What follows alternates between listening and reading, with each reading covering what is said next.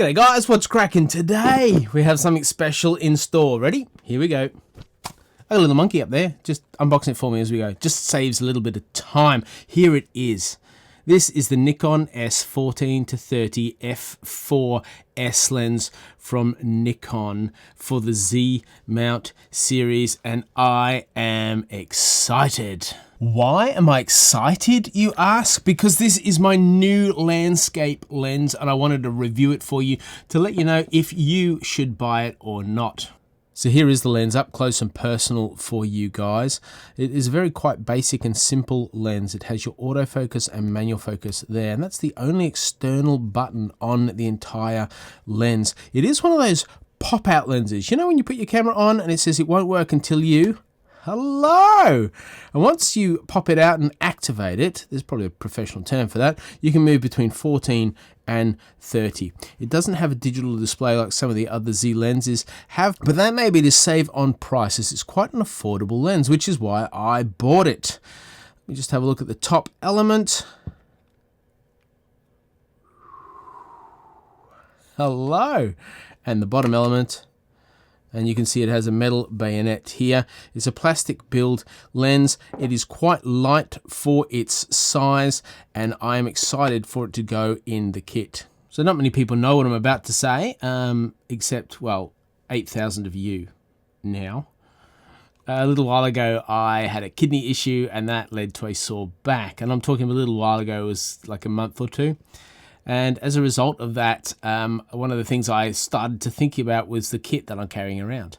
And I'm always after a kit, the smallest kit that you can do the most things with, but I also have FOMO. So I don't want to miss out on a shot. So I carry a lot of gear around.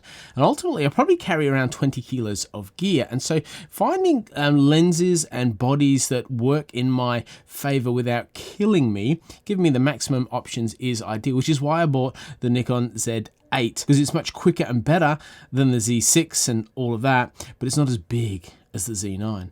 So to complement that, because I do a lot of landscapes, I love shooting landscapes, I bought the 14-30 from Nikon. Now this lens is weather sealed, which is good news if you're a scuba diver. It's not good news if you're a scuba diver, unless you're a scuba diver that likes taking landscape photos when it's drizzling. You don't dunk this in the water, but it means if it's raining a little bit or water's coming in, you're not going to find that this rusts in a few months' time or grows mold or those sort of things. It is weather sealed. It has very few external moving parts, which mean it's safer. But if you do get it a bit wet while you're shooting, make sure you dry this, the cannon of the lens. Otherwise, you could get some water seepage stuck in there, and that's not good. You don't just want water lurking and hanging around in your lenses. Now, the reason I bought this is I wanted a more versatile landscape lens. At the moment, I've got a massive lens here. This is the 14-24 by Nikon. It is a heavy lens. It feels like it weighs at least twice this lens. And it's huge. Look at the size of them. So just put those two next to each other. Oh my gosh, it's like when you order a coffee and you're expecting this and you get this. And in this case, I'm excited. When it happens with coffee, I'm disappointed. If you want to buy me a coffee, you can do that down below. It's a little buy me a coffee tag. So feel free. Always thankful for those of you that do that. But I'd use this, and it's a big, heavy lens to carry around. One of the problems with the heavy lens is when you stick it on a tripod and you're taking the same shot and you're waiting for the conditions to change, it gradually tilts and moves the camera to face down. And so you then have an issue of you can, on Photoshop later on, you can auto image align those images, but it's never quite the same, especially if they're taken on a different angle to each other. So I've just struggled with this, and so the next best lens that I've used is my 24-70. Here it is. So my 24-70, but it's 24-70. And I might shoot my landscapes more at 24 than I used to shoot at wider, but sometimes you want wider, and so this doesn't give you any wider. So I kind of feel a bit lazy when I take this. There's shots that I could have, but I don't. So then what I did was have my 20mm prime, and my 20mm prime is good, but it's only 20mm. So there's a limitation there. And also, it's not the sharpest lens I own. So I'm actually in a future video, I'm going to trial 20 mils on this and this and this and next to each other. So I've arrived at this. It was quite an affordable price. Did you know, and I found this out this week, that these lenses, this one's called the S. In fact, all the Z lenses are. It's called S. Do you know why it's called S? It has nothing to do with anything. Since like the 1940s, manufacturers have been putting S and X into their variety of lenses or the variety of products. And the reason is to subliminally seduce us because of our infatuation with sex. They're crazy. So it's an S lens, and I just don't want to, I'm like, we have FX cameras and DX cameras. I'm wondering if that's part of it too. What a disappointing realization that is. The thread width on this is 82. You find that out by taking the lens cap off, and it's printed on the back. So if you ever want to know what's the thread on my camera lens, then you just pull it off and boom, it's right there. Also sometimes, and they're having them less and less these days, oh, here it is, there's a 0 with a line through it and then the number 82, and that tells you that it's 82 mil thread as well. Pretty happy with 82 mil thread because my 24-70 2.8 as well as this is an 82 mil thread. Just saves on the step up rings when it comes to putting filters on, so I'm pretty happy that this is an 82 that I will use a lot, and so is my 24-70 that I use a lot. A couple of other things that may be of interest to you. This is Nikon's very first ultra wide mirrorless lens. It's the very first full frame ultra wide lens that has screw in filters. A lot of the others have the globe over the top, and it's the world's first collapsible. That's what I was looking for before, wasn't it? Collapsible. It's collapsible because it collapses. And collapsing is good because it can fit in your bag easier, you can take it around easier. And one of the, I think this is ideal for landscape photography. I think it's ideal for some street photography. It shoots all the way up to 30. So that's near 35. It's not ideal, but you can take some amazing street shots. Or if you're going for a hike, if you're hiking and there's going to be a variety of photographic options, you could get away with a ton of them. You could shoot some amazing waterfalls, you can shoot some rainforests, some paths, you can shoot into the bush or into your whatever it is, all using this lens and having a 30 to 14. You can even shoot people quite easily. Don't shoot them on 14. Their head will look like, but just shoot them on 30 and they'll look really good. Hopefully they'll look really good. I don't know if those people look really good. I assume they do. Doesn't everyone look really good? Everyone looks really good. They'll look really good when you shoot with this lens. Moving on. As you can probably tell by now, I don't do a lot of lens reviews on this channel, and you've just worked out why, because you've watched this one. If you've watched this one to get to this point, you're like, oh my gosh, it's like watching a car wreck, but I can't tear my eyes away. Yes, that's exactly what it is. With it, you get your hood. It's not a very thick or deep hood, but you get your hood, which just clips on like so and is very secure. These are always good because they protect your lens elements far more than not having them. So yeah, if you can be bothered with them and they work in your bag, I'd recommend having them. And also, oh, it's a lovely little pouch that's black and a lens cloth at the same time. So look at this. So I can just pop my lens in here. It's a 90-night lens. I can just wrap it up. Nikon, it would be epic if you could make this sticky. You know, NIKKOR do it. They have this amazing material that sticks together, and if you could just wrap that over there and you knew it wouldn't just unravel, then you would be in business, my friends, with something really, really cool. So thanks though, good, thanks, but So the lens has 14 elements in 12 groups and a fluorine front coating to resist dirt and smudges, which is really, really handy. I don't want to test by putting my dirty, grubby fingers on the lens.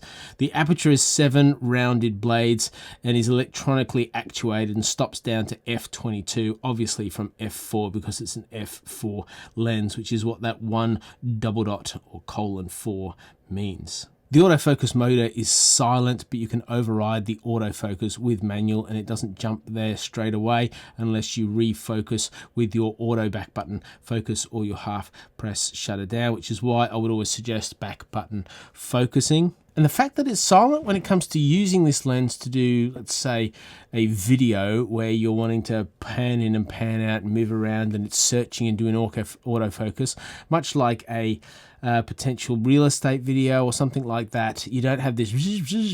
So I've done video for groups of people and the autofocus has been so annoying. I've had to overlay music on it because you can't put up with this, and if it's searching as well, it's a nightmare. So having it silent means it's ideal for a host of other things.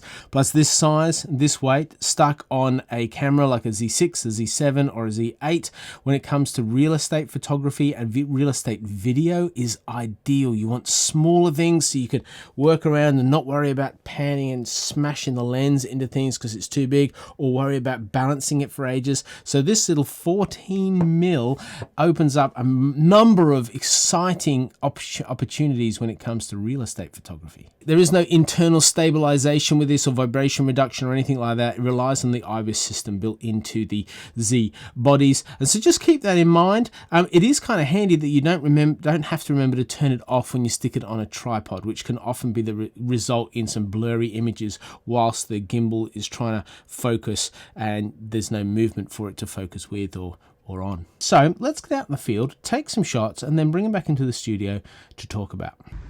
Not a great day to go out and take a photo. So we fought through that rain, had to wait a whole day, and we've come out today. It's not ideal, but we're going to do a couple of things. I'm going to shoot on 14 mils, 20 mils and 30 mils, and then on f-stop 4, f-stop 9 and f-stop 18 to see if there's much distortion and see if the corners are sharp.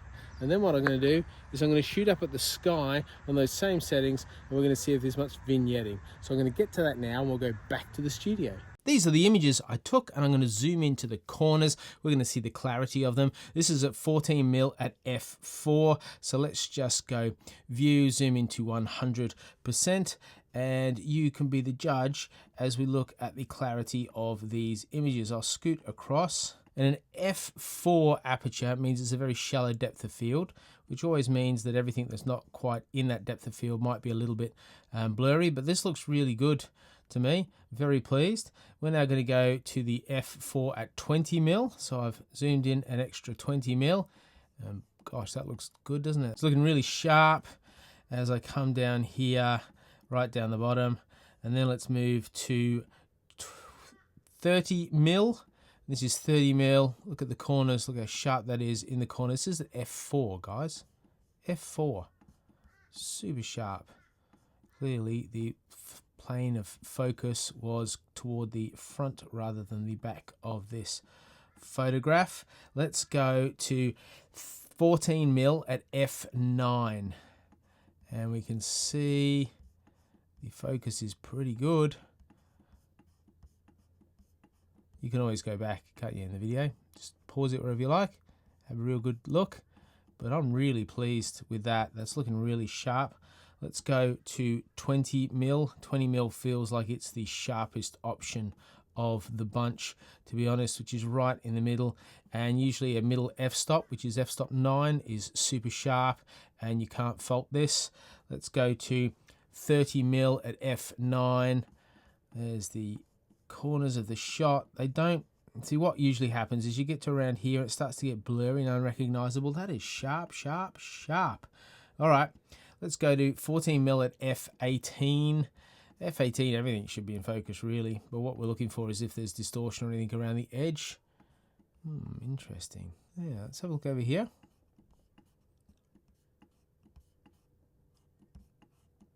It does look a bit blurry there, doesn't it? I mean, that looks sharp. Is it sharp all the way at the top? Seems to struggle a little bit on f18. Has a maximum aperture of f22. So this is interesting. All right, let's go to the next one. This is 20mm at f18. And that's better.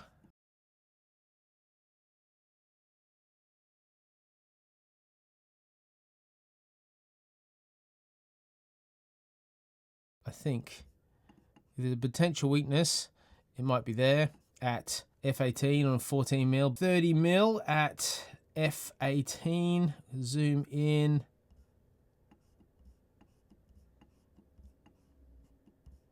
See, it's not the sharpest photo in the world, is it? So there you go. Maybe at f18, that's okay. Yeah, no, that's all right. Look at this. So it must be about where it's focusing, as I'm quite close to these trees. So let's go back to the first photo and see if there's much warping happening.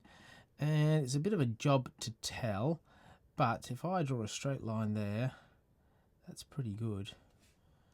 And if I apply that straight line, let's just apply it to the center here.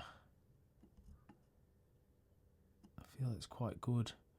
Now, unfortunately, because it's a brand new lens, Adobe haven't put out a profile of the lens out yet, so we can't see if I do put a lens correction on, it just feels like it over pumps it, just bends it when it shouldn't, which is a good implication that it is okay where it is. I think it gets the tick of the approval when it comes to a dewarp. Now what I did is I took a photo of the sky. I find the sky is really good to take photos of to see if there's any issues such as vignetting. Now, we're going to go over to some sky shots, and as we take the sky shots, we're looking for, is it dark in the corners? Does the lens vignette? So this is at 14mm, whereas traditionally a lens does offer vignette. At an f-stop of 4, we're going to increase the exposure of the photograph, and you'll see that there is vignetting around the edge. Let's go to the next photo. This is 20mm. That looks pretty good. I wouldn't say that's vignetting. And 30mm at f4, that is not vignetting. Let's go to 14mm at f9, no vignette there. f9 at 20mm, nope. At 30mm, nope. At, what do we got? 14mm f18. No, I don't think there is any vignette there. That's pretty good. We got 20mm at f18 with a bird in the shot, no vignetting, and let's go here. Oh, come on, no vignetting.